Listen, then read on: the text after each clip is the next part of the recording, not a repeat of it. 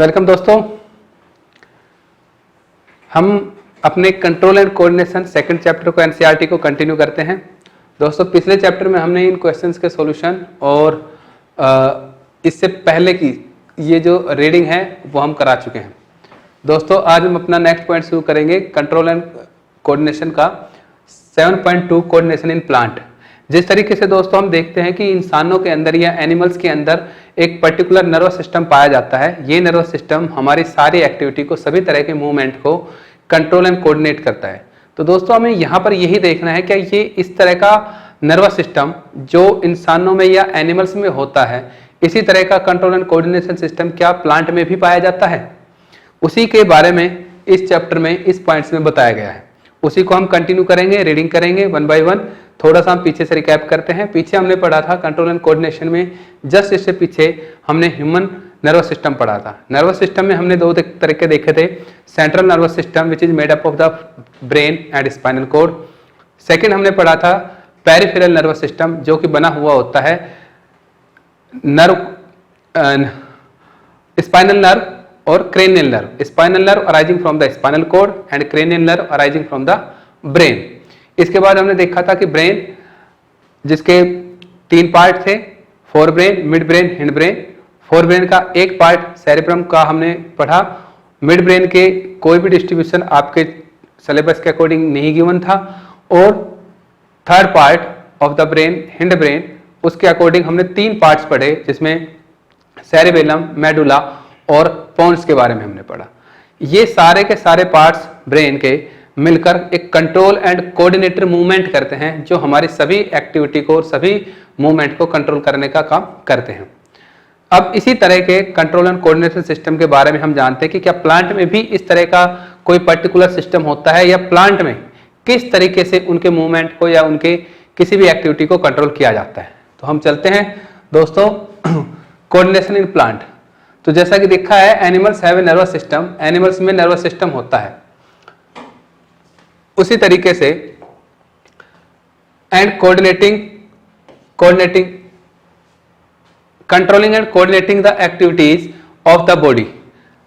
Animals में activity को control करने के लिए, कोऑर्डिनेट करने के लिए नर्वस सिस्टम होता है। But plant have neither a nervous system nor muscles. अब देखो, जैसा कि इसने बता दिया है शुरुआत में, जो हमने आपसे क्वेश्चन पूछा कि प्लांट में ना तो ही नर्वस सिस्टम होता है और ना ही मसल्स जो मूवमेंट करने के लिए प्लांट की हेल्प करती है। So how do they respond to stimuli. तो वो स्टिमुलस के प्रति किस तरीके से रेस्पॉन्स करते हैं। दोस्तों यहाँ पर एक क्वेश्चन आ जाता है, इससे पहले भी हमने बताया था कि what do you mean by the stimuli. Stimuli means any change in the surrounding is called stimulus, और मैनी के लिए stimuli. Stimuli is a plural word. Any change in the surrounding, changes in the surrounding are called the stimuli. तो plant किसी भी stimulus के against किस तरीके से रेस्पॉन्स या किस तरीके से मूवमेंट करता है। So how do they respond to the stimuli. When we touch the leaves of a chhui mui the sensitive और touch me not plant of the mimosa pudica family. Mimosa family जो इसका नाम भी है मिमोसा पुडिका। तो दोस्तों इसमें पूछा गया कि भाई जब हम प्लांट की लीव्स को टच करते हैं, छुई मुई प्लांट का स्पेशली एग्जांपल आया, तो उसकी लीव्स क्लोज हो जाती है। तो प्लांट को कैसे पता चला कि उसको किसी ने छुआ, यानी कि उसके अंदर ये मूवमेंट हुआ, इसका प्लांट ने कैसे कंट्रोल और कोऑर्डिनेशन की एक्टिविटी की, या किस सिस्टम ने प्लांट के इस रेस्पॉन्स को, इस मूवमेंट को कंट्रोल किया। They begin to fold up and droop. ये बिल्कुल बंद हो जाती है और लटक जाती है। When a seed germinates, जब एक सीड जर्मिनेट्स मीन्स उगता है, द रूट्स गोज डाउन, जड़ें नीचे चली जाती है, द स्टेम्स कम्स अप, और स्टेम्स ऊपर आ जाता है इनटू द एयर, हवा के अंदर। अब ये कैसे पता चला कि जड़ों को नीचे ही जाना है और स्टेम्स को केवल ऊपर ही आना है। देखो सोचने वाली बात है। व्हाट हैपन्स, क्या हुआ।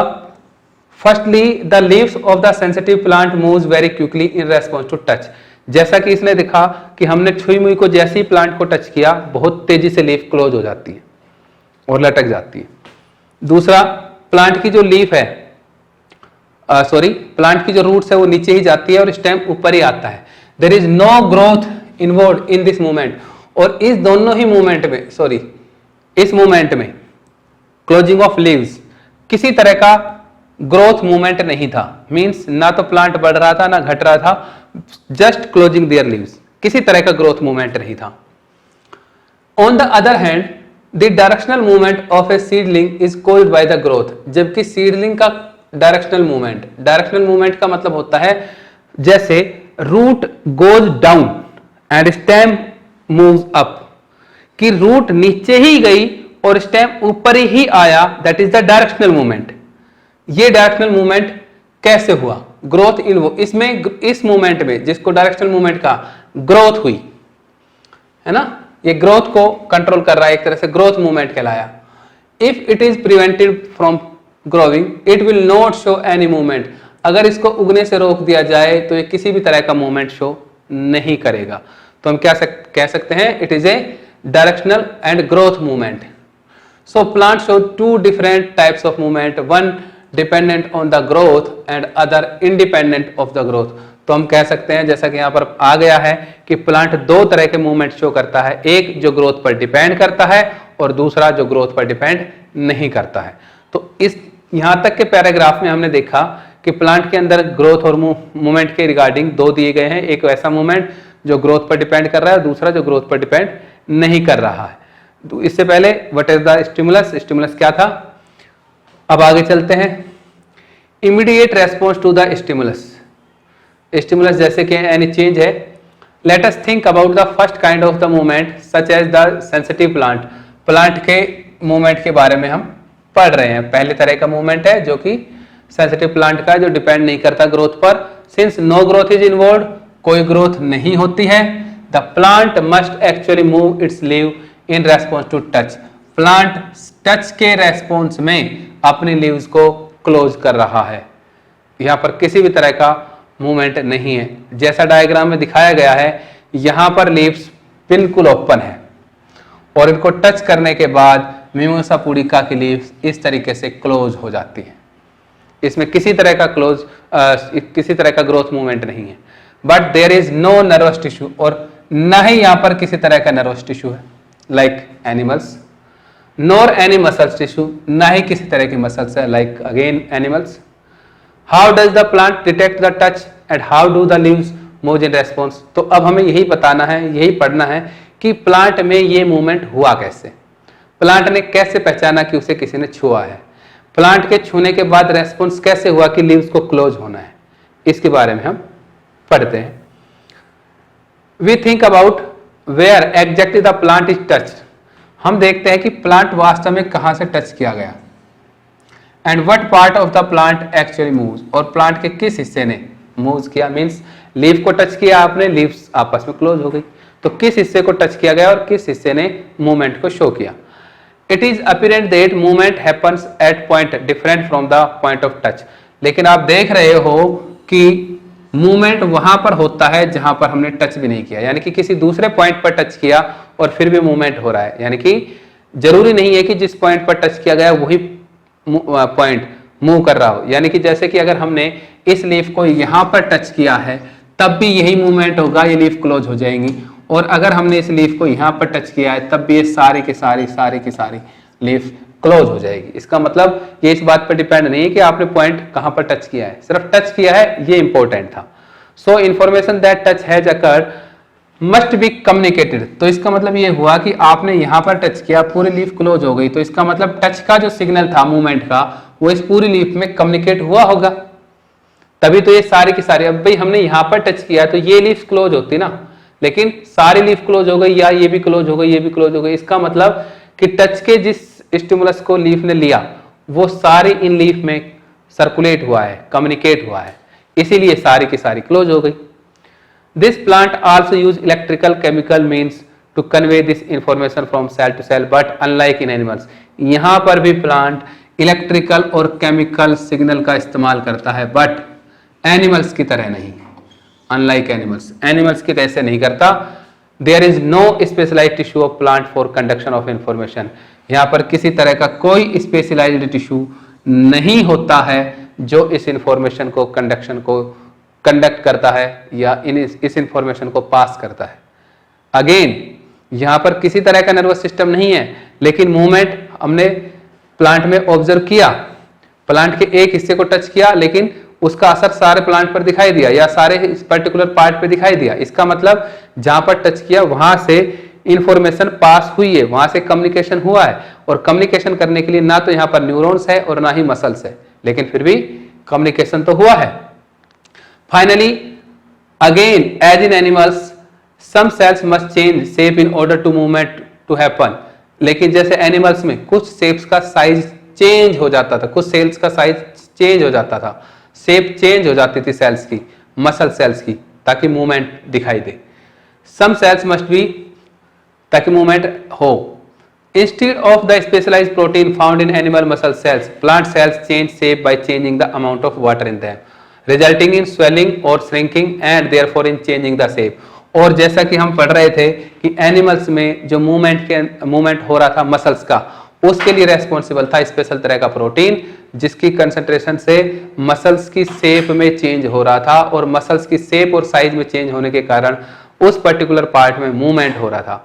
यहां पर भी मूवमेंट तो हो रहा है, लेकिन किसी तरह के स्पेशल प्रोटीन नहीं है, बल्कि changing the amount of water, water की अमाउंट का चेंज होने से मूवमेंट हो रहा है। No special protein, no muscle cells, no nerve cells, no nervous systems are there in plant. Only changing the amount of water in the cells cause the movement, that is closing of the leaves in the mimosa pudica. Mimosa pudica question पूछा जाता है, important है। और इसके क्या होगा कि पानी अगर सेल्स में आया तो स्वेलिंग हो जाएगी, निकल गया तो श्रिंकिंग हो जाएगी, और जिसके कारण शेप में चेंज होगा, और शेप में चेंज होने से क्या होगा, मूवमेंट होगा और मूवमेंट दिखाई देगा। तो दोस्तों हमने यहां पर क्या पढ़ा, हमने सिर्फ इतना पढ़ा इस पैराग्राफ में कि अगर हम प्लांट में मिमोसा पुडिका छुई मुई को किसी भी पॉइंट से छूते हैं तो उसके अदर पार्ट्स में भी उसका असर दिखाई देता है। उसका असर इसलिए दिखाई देता है कि पॉइंट ऑफ टच से इंफॉर्मेशन कम्युनिकेट होती है उस पर्टिकुलर पार्ट में, जहां तक उसका असर दिखाई देता है वहां तक इंफॉर्मेशन कन्वे होती है। इंफॉर्मेशन कन्वे करने के लिए प्लांट में कोई स्पेशल प्रोटीन, मसल सेल्स और नर्व सेल्स नहीं होती है। उसका एकमात्र रीजन होता है change in the concentration of the water. Amount of water change होती है, अमाउंट ऑफ वाटर के चेंज होने से सेल्स का शेप चेंज होता है, और सेल के शेप में चेंज होने से मूवमेंट के रूप में वो हमें प्लांट की क्लोजिंग ऑफ लीव्स में, मिमोसा में दिखाई देता है। ये इस पैराग्राफ में बताया। आई रिपीट, छुई मुई का जो बायोलॉजिकल नेम है वो मिमोसा पुडिका है, और ये मिमोसा पुडिका वाला जो क्वेश्चंस है वो पूछा जाता है, मिमोसा पुडिका। और मिमोसा पुडिका में मिमोसा का एम कैपिटल है और पी स्मॉल रहेगा, और अगर हाथ से लिखते हो तो इसको अंडरलाइन करना चाहिए। तो ये मिमोसा पुडिका है। ये आपसे पूछा जाता है व्हाट इज द बायोलॉजिकल और साइंटिफिक नेम ऑफ छुई मुई और touch me not plant.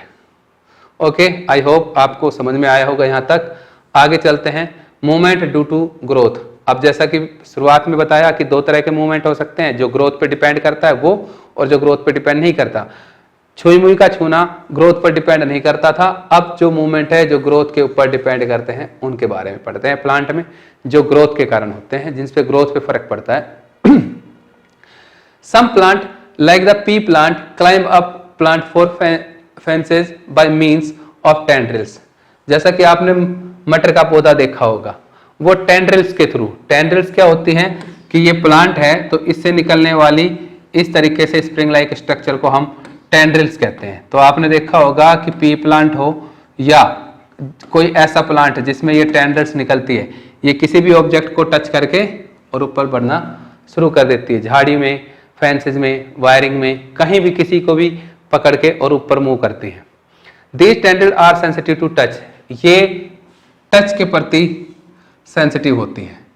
When they comes in contact with any support, the part of the tendrils in contact with object does not grow as rapidly as the part of the tendrils away from the object. अब देखिए, जैसे ही when they comes in contact with any support, जैसे कि हमने यहाँ पर एक डंडी खड़ी कर दी है, एक ऑब्जेक्ट खड़ा कर दिया है, तो इस ऑब्जेक्ट पर ये टेंड्रिल्स जैसे ही टच में आती है इस तरीके से मूवमेंट करना शुरू कर देती है। The part that tendrils in contact with the object does not grow as rapidly as the part of tendrils away from the object. Does not grow as rapidly as the part of the tendrils away from the object.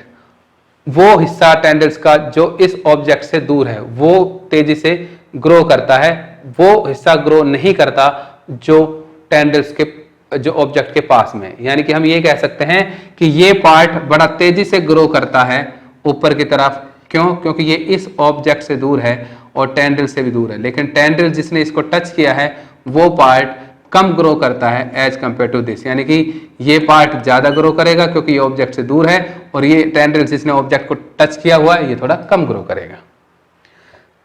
This cause the tendrils to circle around the object and thus cling to it. इसी के कारण क्या होता है कि tendrils, ये object है, इस ऑब्जेक्ट को सर्किल करेगी लाइक दिस, जैसा कि हमने दिखा रखा है कि यहां पर एक दूसरा ऑब्जेक्ट अगर मान ले और यहां पर टेंड्रिल्स मान ले तो इस ऑब्जेक्ट्स को इस तरीके से टेंड्रिल्स क्लिंग करेगी, ऊपर की तरफ मूव करेगी।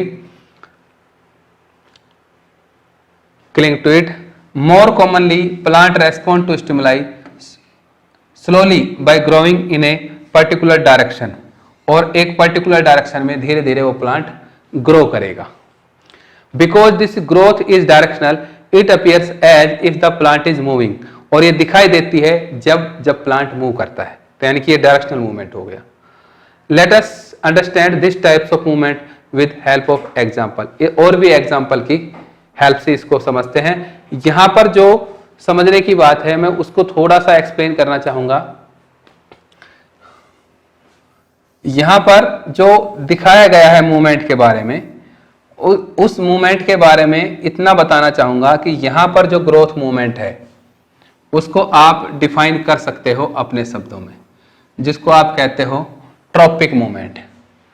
ठीक है, इसके बारे में थोड़ा सा नेक्स्ट पेज पे पढ़ते हैं, उसके बाद मैं आपको थोड़ा एक्सप्लेन करता हूं। जैसे एक्टिविटी 7.2 है, फिले कॉनिकल फ्लास्क विद वाटर। एक कॉनिकल फ्लास्क है जिसके अंदर पानी लिया गया है, जैसा कि आपको दिखाई दे रहा है यहां पर। Cover the neck of the flask with a wire mesh. This is wire mesh, इसको कवर किया गया है।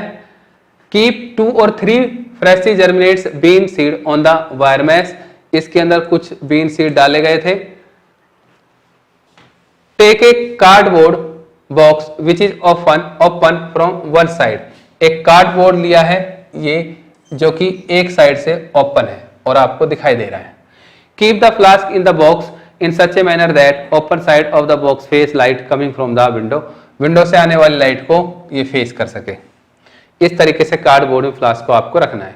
After 2 or 3 days you will notice that the shoot bends towards light and root away from light। तो आप देखेंगे कि यहां से लाइट आ रही है तो सूट देखो इधर ही ग्रो कर रहा है, ठीक है, जबकि रूट नीचे की तरफ ग्रो कर रही है। यानी कि लाइट जहां से आ रही है वहां पर सूट और रूट इससे अपोजिट डायरेक्शन में ग्रो कर रही है।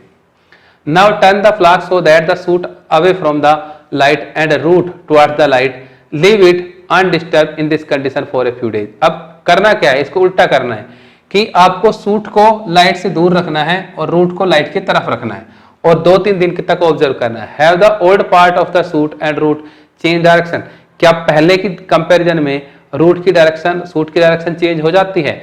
Are there differences in the direction of new growth. या दोबारा से जो ग्रोथ होती है इस प्लांट की उनकी डायरेक्शन चेंज होती है, जैसे यहां पर है। What can we conclude from this activity? तो इस एक्टिविटी से क्या कंक्लूड किया गया है, इसके आगे के सारे नोट्स विद वीडियो लेक्चर हमने अपलोड किए हैं, आप वहां से समझ सकते हैं। इसमें मैं आपको इतना बता देता हूं कि यहां पर अगर आप डायरेक्शन चेंज कर देते हो तो सूट और रूट की डायरेक्शन भी चेंज हो जाती है, क्योंकि suit towards the light grow होती है तो सूट लाइट की तरफ ही जाएगा और रूट लाइट से अवे ही जाएगी, चाहे उसको किसी भी तरीके से, चाहे इस तरीके से और चाहे इस तरीके से आप रख दीजिए। खैर, environment triggers such as light और gravity will change the direction that plant part grow in. तो एनवायरमेंट ट्रिगर्स सच लाइट और gravity will change the direction that plant part grow in. तो इनके कारण इनकी डायरेक्शन भी चेंज हो जाती है। The directional or tropic movement can be either toward the stimulus और away from it.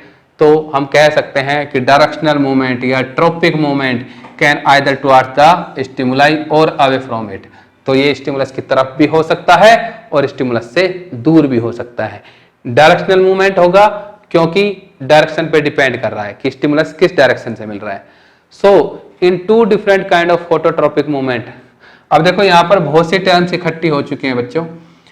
Phototropic movement, shoot respond by bending towards the light while root respond bending away from it, how does it help the plant. तो यहां तक बहुत से terms इकट्ठी हो चुकी हैं, उन टर्म्स के बारे में थोड़ा सा हम जिक्र करते हैं।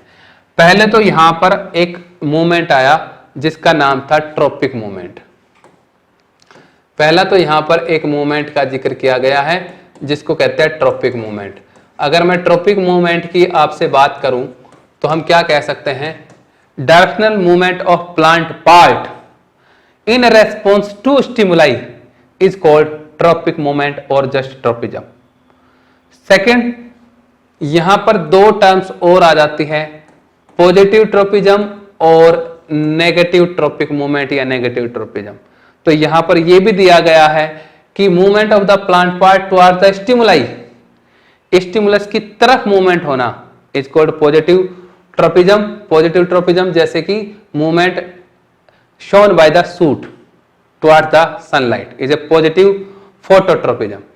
Second, the movement negative tropism, the movement of plant part away from the stimuli is called negative phototropism which is represented by root in response to light. Light के अपोजिट डायरेक्शन में रूट ग्रो कर रही है तो root show negative phototropism.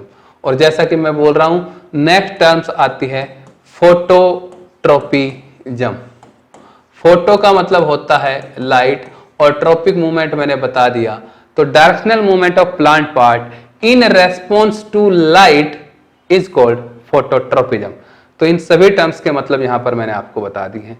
तो phototropism means movement of plant part in response to light is called phototropic movement, and the movement of plant part towards the light is called positive phototropism, and movement of plant part away from the light is called negative phototropism. Negative phototropism represented by root which move away from the light, and positive phototropism shown by the shoot stem which move towards the light, जहां से light मिलती है उसकी तरफ। तो इस paragraph में आए इन सभी चीजों के मैंने आपको मतलब बता दिए हैं। आगे चलते हैं हम। Plant show tropism in response to other stimuli as well. अब देखो सिर्फ फोटोट्रोपिज्म ही नहीं है, प्लांट के अंदर ट्रोपिज्म। ट्रोपिज्म का मतलब जैसे मैंने बताया आपको कि movement of plant part in response to the stimuli. अब स्टिमुलाई यहां पर लाइट था इसीलिए हमने फोटोट्रोपिज्म कहा। अब स्टिमुलस कुछ और होगा तो दूसरा ट्रोपिज्म हो जाएगा। ट्रोपिक मूवमेंट क्या है, movement of plant part in response to stimuli. अब स्टिमुलस जो होगा उसी के बेसिस पे ट्रोपिक मूवमेंट हो जाएगा, ट्रोपिज्म हो जाएगा। तो यहां पर क्या है कि केवल लाइट के रेस्पॉन्स में नहीं, अदर स्टिमुलस के रेस्पॉन्स में। The root of plant away always grow downward. ये सबको ही पता है, रूट हमेशा जमीन के नीचे जाती है। शूट यूजुअली ग्रो अपवर्ड, जबकि स्टेम हमेशा ऊपर की तरफ, अवे फ्रॉम द अर्थ, अर्थ से ऊपर। This upward and downward growth of shoot and root respectively in response to the pull of the gravity is obviously geotropism। तो सेकंड आ गया बेटा जियोट्रोपिज्म। जैसे ऊपर फोटोट्रोपिज्म आया, यहाँ पर जियोट्रोपिज्म आया। तो जियोट्रोपिज्म में आ गया movement of plant part in response to the earth और gravity is called geotropism. Geo means earth और gravity is called geotropism.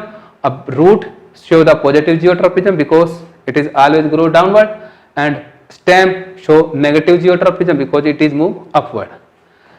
next tropic movement आ गया hydro। hydro means water and chemo।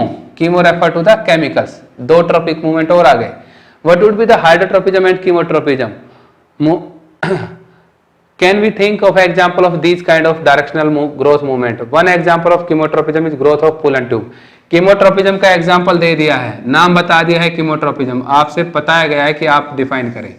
तो chemotropism क्या हो गया, movement of plant part in response to the chemical is called chemotropism.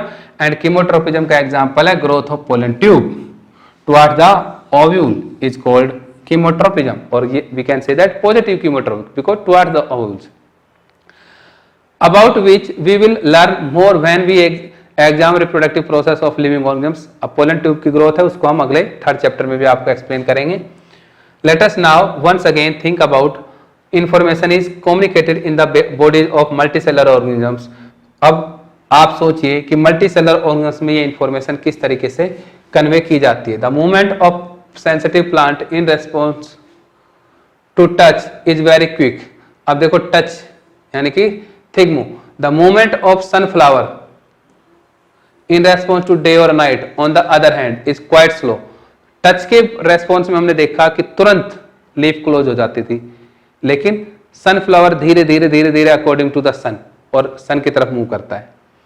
Growth related movement of plant will even slower. और growth, तो इससे हम क्या निकल के आया कि जो ग्रोथ मूवमेंट होते हैं, जो ग्रोथ पे डिपेंड करते हैं, जिनके कारण ग्रोथ होती है या दिखाई देते हैं, उनमें मूवमेंट स्लो होता है, जबकि नॉन डायरेक्शनल और जो ग्रोथ पर डिपेंड नहीं होते हैं उनमें मूवमेंट फास्ट होता है.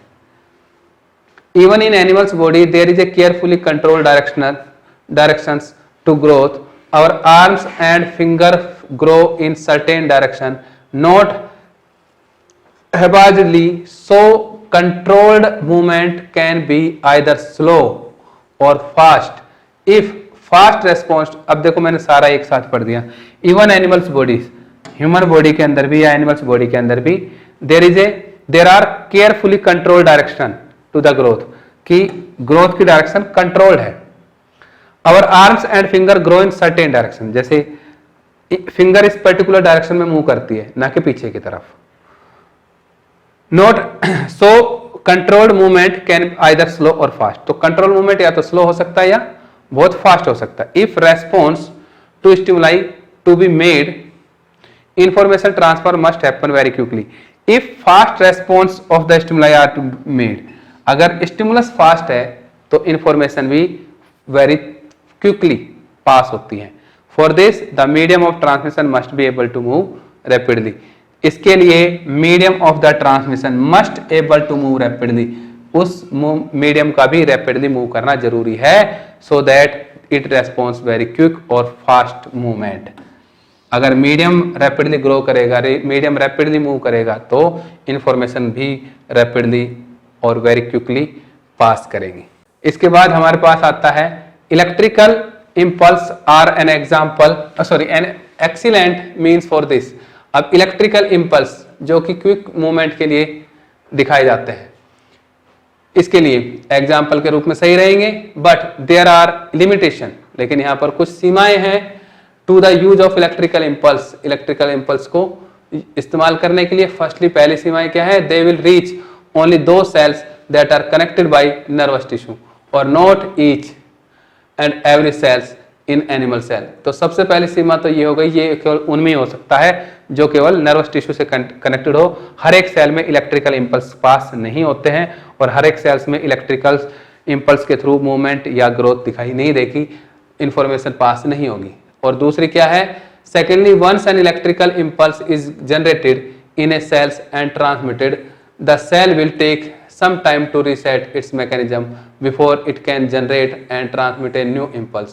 दूसरा कि electrical impulse is generated in a cell, किसी भी सेल्स में जो इलेक्ट्रिकल इंपल्स जनरेट होता है, it can generate and transmit a new, the cell will take time. तो सेल को टाइम लगता है इलेक्ट्रिकल इंपल्स को जनरेट करने में भी और उसको ट्रांसफर करने के लिए भी, और ये टाइम दूसरा नया इंपल्स जनरेट करने तक और भी ज्यादा हो जाता है. यानी कि जब पहला इंपल्स जनरेट हुआ, ट्रांसफर हुआ, उसके बाद सेल को रेस्ट चाहिए ताकि दूसरा स्टिमुलस जनरेट हो जाए. In other words, cell cannot continuously create and transmit electrical impulse. तो हम कह सकते हैं सेल्स लगातार इंपल्स को जनरेट करके, क्रिएट करके और ट्रांसमिट नहीं कर सकती, स्लो होगा, टाइम लगेगा. And it is thus no wonder that most multicellular organisms use another means of communication between cells, namely chemical communication. लेकिन अब सेल्स के अंदर मूवमेंट या इंफॉर्मेशन का ट्रांसफर बहुत तेजी से चाहिए, तो सेल्स क्या करती है? सारी की सारी सेल्स इलेक्ट्रिकल कम्युनिकेशन ना करके एक दूसरा मोड अपनाती है जिसको हम केमिकल कम्युनिकेशन के नाम से जानते हैं. यानी कि कुछ सेल्स में केमिकल कम्युनिकेशंस होता है। If instead of generating an electrical impulse generate करने की बजाय stimulated cells release a chemical compound, जिस सेल्स में स्टिमुलस प्रोड्यूस करना है वो एक केमिकल कंपाउंड रिलीज करेगी। This compounds would diffuse all around the original cells, ये जिस सेल्स ने प्रोड्यूस किया उसके चारों तरफ फैल जाएगा। If other cells around have the means to detect this compound using special molecules on their surface, then they would be able to recognise information and even transmit it.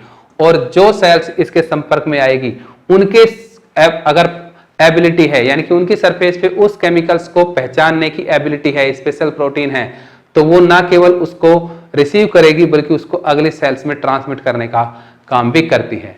This will be slower, ये लेकिन धीरे होगा of course, निसंदेह, but it can potentially reach all cells of the body regardless of the nervous connection and it can be done steadily and persistently।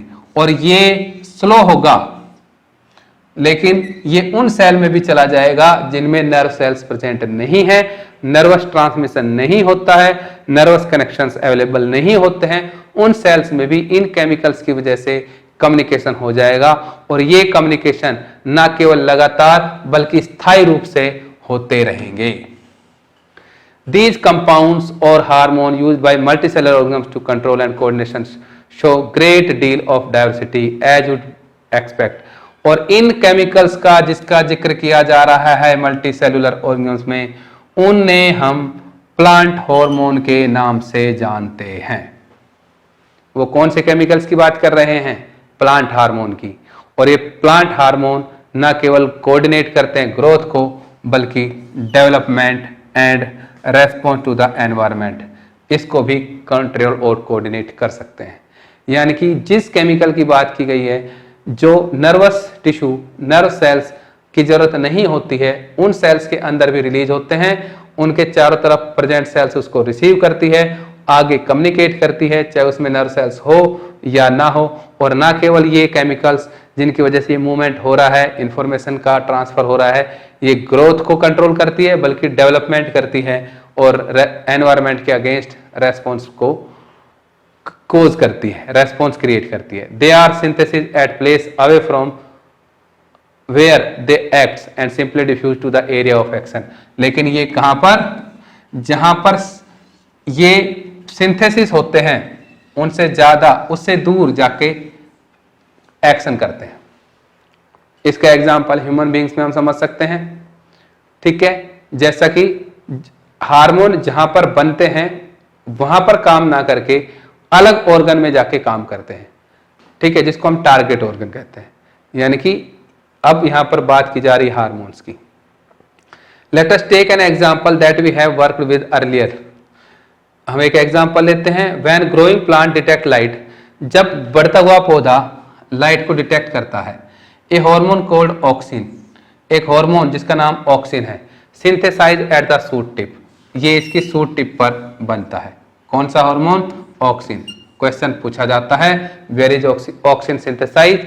Auxin synthesize at the shoot tip with the help of the light, यानी कि sunlight की presence में shoot tip पर auxin नाम का hormone synthesize होता है।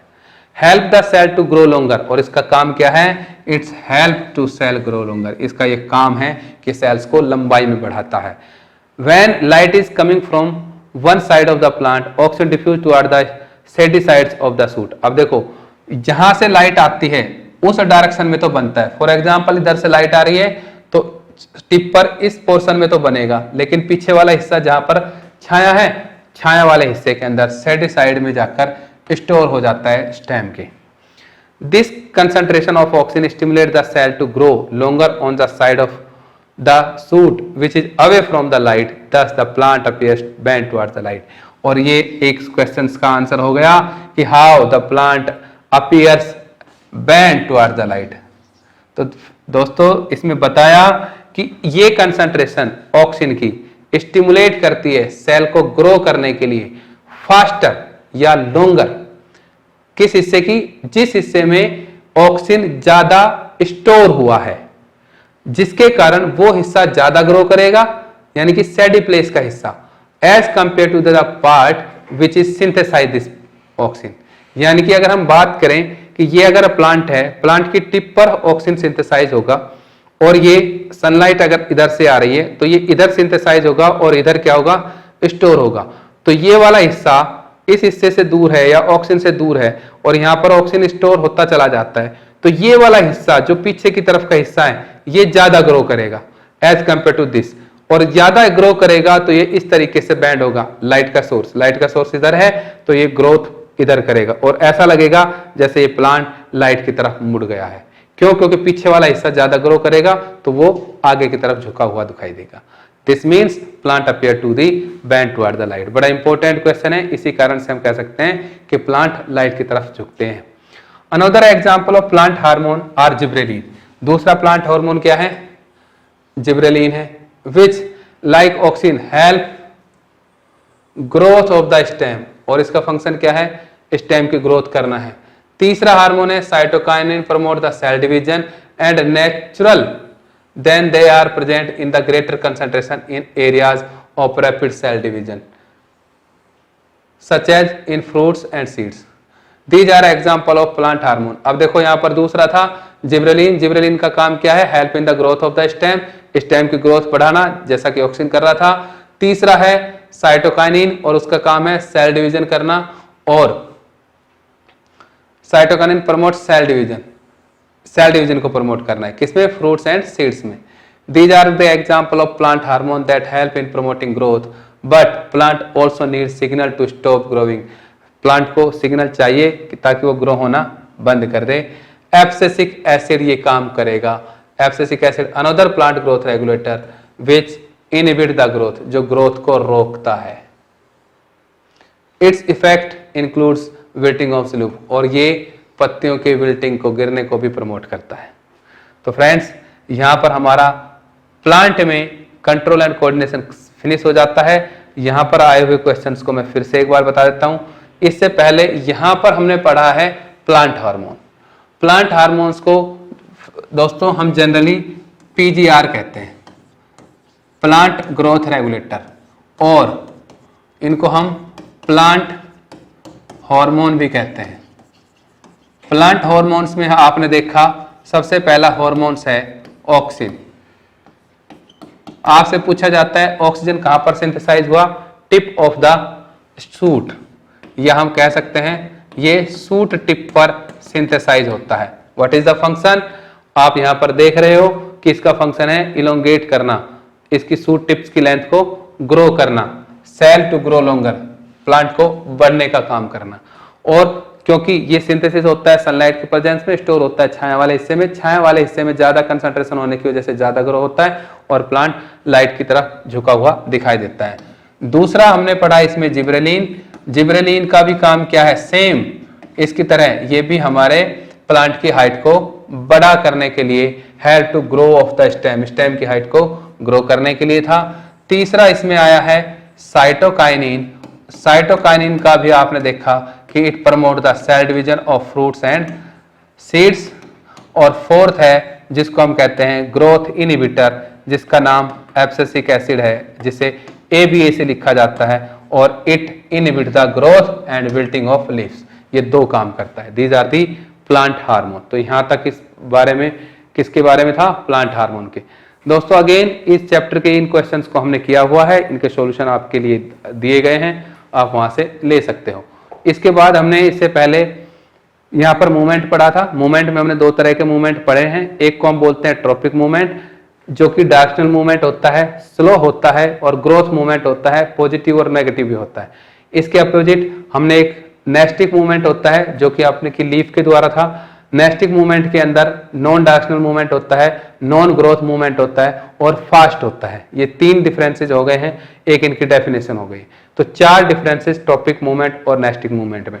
Tropic movement हमने पढ़ा है hydrotropic movement which occurs in the response of water, phototropic movement occurs in the response of light, geotropism occurs in the response of earth or gravity, और chemotropism which occurs in the response of chemicals, और chemotropism के अलावा एक thigmotropism which occurs in the response of touch के response का example था growth of tendrils. Chemotropism का example है growth of pollen tubes, phototropism, hydrotropism और जियोट्रोपिज्म के एग्जांपल्स हैं growth of the root and growth of the shoot toward the stimulus और away from the stimulus. यहां तक के बारे में ये था। दोस्तों अगले की वीडियो में हम फिर से मिलते हैं एक नए टॉपिक के साथ इसी चैप्टर का और इसको कंटिन्यू करेंगे। तब तक के लिए हैव अ गुड डे।